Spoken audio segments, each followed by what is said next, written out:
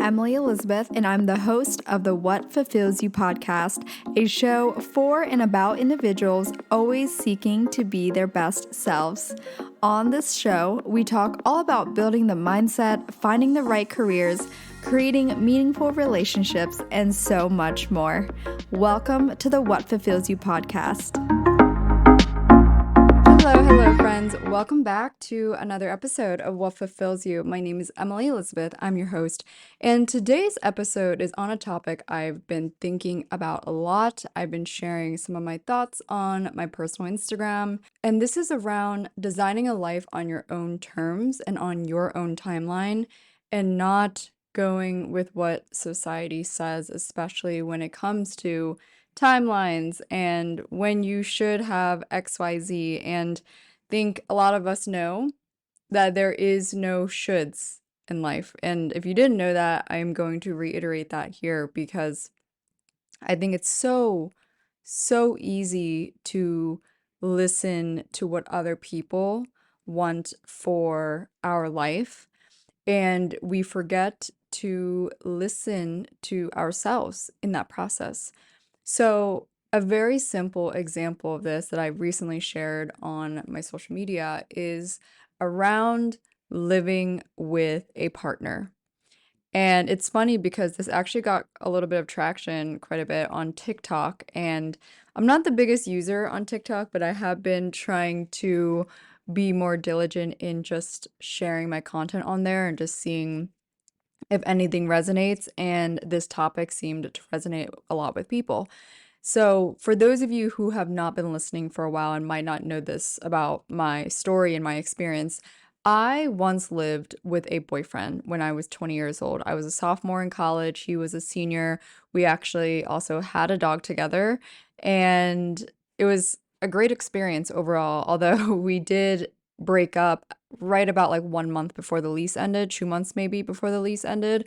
So, I remember that time in my life was just very, very difficult emotionally and mentally and all of that. But I'm prefacing with that because I'm speaking from experience. And I think the one thing I've been seeing a lot is a lot of people often feel like the next step that they should do is move in with a partner and start to play house. And I want to say there isn't a right or wrong approach and there isn't a should or shouldn't, but it's something that I would bet maybe at least 40% of people, if not more, when it comes to living with a partner, they kind of just do it because they think that's what you're supposed to do or that's the next step. And there isn't actually a lot of mindful thought in the process. And I'm kind of here to reiterate that number one, even if you've been dating someone for 2 years, 3 years, 4 years, 5 years, you do realize you don't actually have to live with them right away, right? And here's a great question or just something to think about as well. If you really are going to spend the rest of your life with this person, if that's your intention, if that's your goal, then what is the rush, right? i- if that's going to be the case and you start living with them next year, that's going to be your living situation for the rest of your life, right? Or so we hope. So if you think about it that way, you might start to realize, okay, wait, if that is my plan, I guess why not soak in a couple more years or whatever, maybe 1 or 2 more years, it doesn't matter, but just soak in more time to yourself for your own self, your own person, your own individuality. And funny enough, my then boyfriend, when we were in college, he actually said that to me as well. Even, I think both of us really liked the idea of living together. We very much felt ready for that in some ways, even though, of course, we got a lot of comments, backlash about it, whatever, which was fine. But I think when we were going through the pros and cons and whether this was going to be the case, whether we were really going to live together, that was something he also said, he's like, okay, well, I guess one way to look at it is, look, if we're going to spend the rest of our lives together, then, we're going to have all those years, right? So I guess whether we live together or not, it's okay. Like we're going to eventually get there. And I think that is such a great mindset to have. I also have a great friend of mine from college. I've known her since I was 19, and she is someone that embodies a lot of what I want in my future and for years to come. And she's a couple years older than me, so I think that helps. But she's been with her partner since she was 18. And so by the time I met her, they were already dating for 3 or 4 years. And I think it's partially for religious reasons. I think they are Christians and they wanted to embody that. Like they wanted to actually be in a formal commitment before living together. So I think that is different for some people, right? But she is someone that I just absolutely love and admire. And I don't think they started living together until they were engaged. And so that would be 6 years into their relationship that they ended up living together. Or it actually, yeah, and I'm talking, it would have been after that they got engaged that then they moved in together. And I believe they were living together before they got married, if I'm not mistaken. And I'm not saying either that that's what anyone should do or should aim for. And I'm not saying that's what I would do either. But I think of her, I think of another great friend of mine. And just funny enough, I was texting her yesterday, and she's an old coworker of mine. She got engaged, I want to say like 10 months ago now, to someone she's been with for many years as well. I think at this point, probably 6 years, maybe 7 years, in total. They met each other in college basically. And I remember there was actually a point where probably year 4 of their relationship, she and another friend of hers, one of her best friends, who also was a former coworker of mine as well, they decided to move from Orange County, where we all used to live, and also where their boyfriends were, funny enough and interestingly enough, and they moved to San Diego, which would be like a little over an hour drive for their boyfriends. And I remember I asked her about that because I was like, okay, that's very interesting, right? Because it seems counterintuitive. It seems like, wouldn't the next step be start living together and all of that kind of stuff? And she's a year younger than me, and I remember I was so in awe of what she shared, and I'm sure her roommate also shared the same perspective, which is, again, there is no rush, and that they also don't have to spend every single day with their partner, especially when they've been dating them for so many years. And I'd be like, okay, what does that look like? Do your boyfriends care? Like that, especially for her, I was like, does your boyfriend care that, you guys are going to see each other only on the weekends and sometimes every other weekend? And she said, Emily, like, this is my 20s and I'm not going to have this time in my life again. So I think he was very supportive of the fact, like, hey, just going to take advantage of my time as a 20-some-year-old and just try a new city. And I think that was, she told me this also like almost 2 years ago, by the way. So I think that was fascinating. But just to hear her say that in such a secure, solid way has given me close examples of what I would like to embody. And I think that's something else I would say is that's a great starting point, is to look around, whether your friend circle or friends of friends or people that you know but you're not quite friends with, and look for people that embody a life, a partnership, a lifestyle, the way they take care of themselves, anything and everything.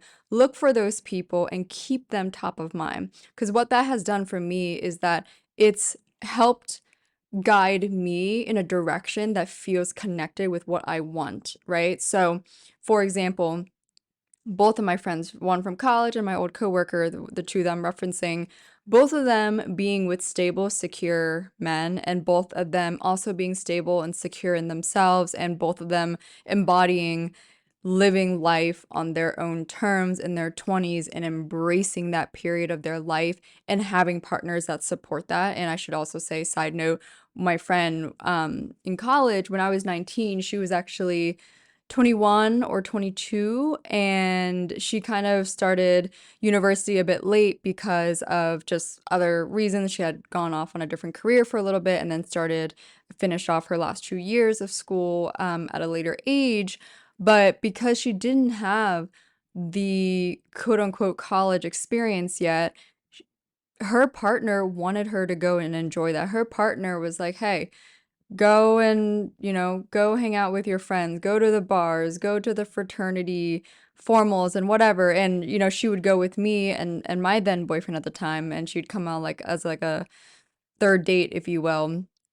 But I look back and I think, okay, wow, these are great examples of, hey, this is what it looks like to be in a dynamic where you are supported and not withheld from living life in a way that you would like to experience. And I think that's awesome to also hear, right? Because if I had not seen that, let alone heard that, I might not know that that's possible.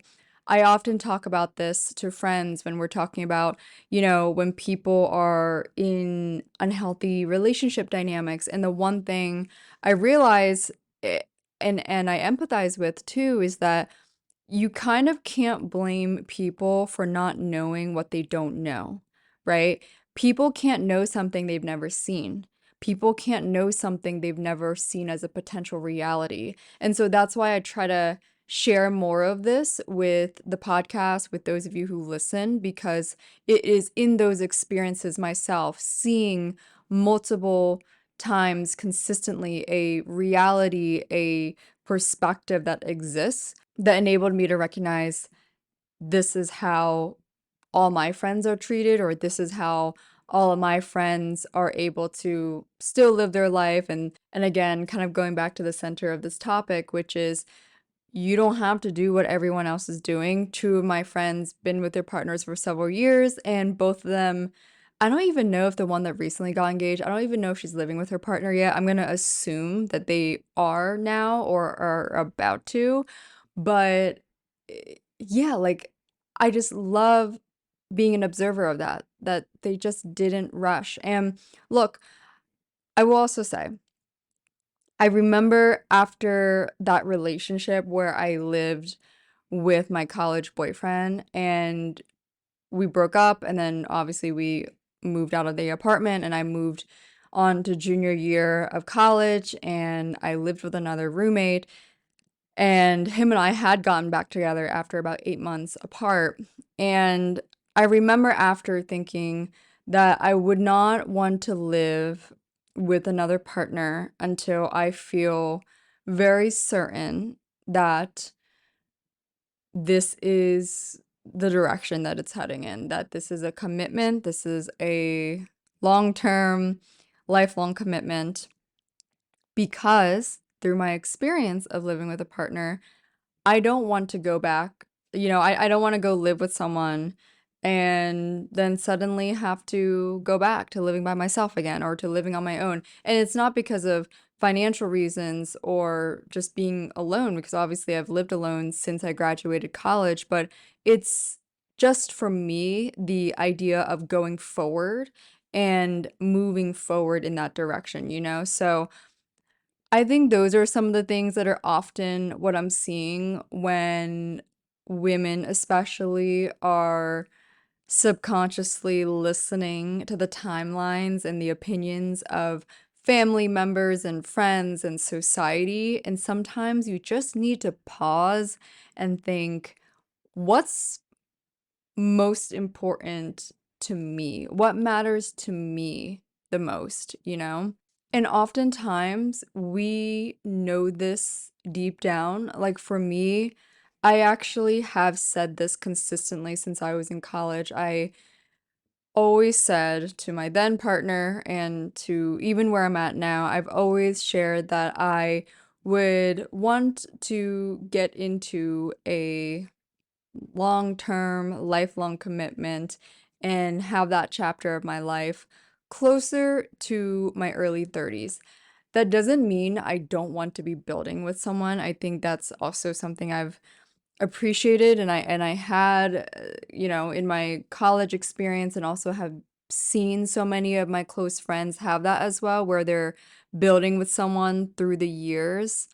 But similar to them, it's not that they dated for 2 years and then got engaged and married and all of that right away, which again, nothing wrong with it. But I'm actually saying that I think more people listen to that narrative than the alternative, which is actually taking your time and not rushing and being aware of your needs and your wants and your dreams and not suppressing that. And I also share this as I think about the many different examples of women that have been divorced or have had a big change in their life when they were in their 30s or 40s. All of them, guys, have said very much the same thing, which is that they wish they spent more time with themselves when they were younger, when they were in their 20s. They wish they had more individual time to understand themselves, to understand what they want, what they need, what works for them, rather than just going with the flow too much and just believing, like, all right, well, I guess I'm supposed to do this because it's kind of what everyone else is doing, you know? And this podcast is about being mindful in the process of creating a fulfilling life, and that looks different for each person. But being mindful is being thoughtful. It's actually thinking through the things. It's actually thinking through your decisions. And that's not to say that everything is going to turn out perfect. And it's not to say that you can plan and prepare for everything. But there is a sweet spot between going with the flow and the nature of life and also being thoughtful in the decisions that change the direction and flow of your life. So I hope this episode helped you today, tomorrow, the rest of the week. Just think about some of the things that you are doing in your life right now and just reflect on how well it's actually aligned with what you genuinely want and what you genuinely need. Like, have you sat and thought about the direction of your life lately? And have you thought about how connected you feel to that? It's a great exercise to do. It's also sometimes a wake-up call that we need. And I try to do this as often as I can because if I don't, I'm often pushed to get to that point anyways. And I know that for me right now, I've been very aligned with where I'm at physically. Like living in New York City, I've wanted to build a life here long term for a long time. And I actually talked about this with a close friend somewhat recently when we were catching up over drinks, and she told me, I finally thought about what I want long term. And she mentioned that she would also like to eventually buy a place in the city and that she would like to have a base here and then also have a house outside of the city. And I said, that's so amazing because it just felt so great to hear, a friend also share a similar vision and a similar future lifestyle. And so I think when you are more clear with what you want and what direction that looks like, you can often steer yourself closer towards that. And when you have more clarity around that, you can listen to yourself because everything else doesn't matter as much. What matters is what you want and how you want to live your life. So, I hope this episode was helpful and thought-provoking. If you enjoyed this solo episode, let me know. Share this episode on your Insta story, tag at Emily E. Duong and at What Fulfills You. And thanks again for tuning in. I will chat with you all in the next one.